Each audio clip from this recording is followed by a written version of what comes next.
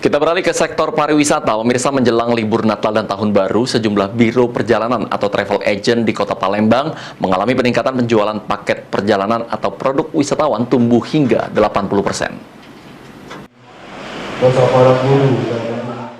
Menjelang libur Natal dan Tahun Baru, sejumlah biro perjalanan atau travel agent di Kota Palembang mengalami peningkatan penjualan paket perjalanan atau produk wisatawan tumbuh hingga 80%. Manajer Nusatur dan Travel Sumex Yeni mengungkapkan, untuk di bulan Desember 2022 ini wisatawan di Turki sudah pulang, sedangkan untuk paket perjalanan Turki plus Madinah jamaah masih di Madinah.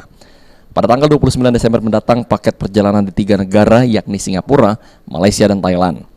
Sedangkan untuk tur paket perjalanan domestik di wilayah Indonesia dijadwalkan pada Januari 2023 mendatang, tur ke Medan, Aceh, dan Bali. Alhamdulillah juga banyak ke 3 negara, Singapura, Malaysia, Thailand. Alhamdulillah tamu-tamu kita banyak. Di bulan Desember ini lumayan besar tamu-tamu kita untuk minat tur para warganya, para semuanya gitu.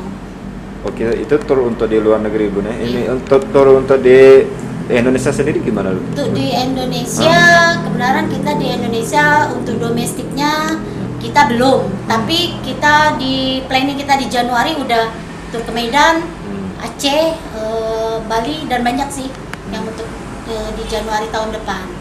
Kalau yang di bulan Desember ini kita lebih fokus ke internasional.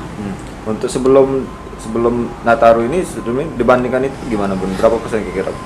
Luar biasa, 80% peningkatan untuk minat orang-orang untuk berlibur lumayan besar, dan kita mengalami peningkatan sampai dengan 80% dibandingkan tahunnya sebelumnya.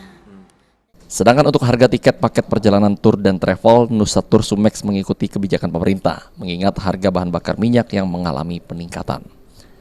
Apidi Riwanto, PAL TV.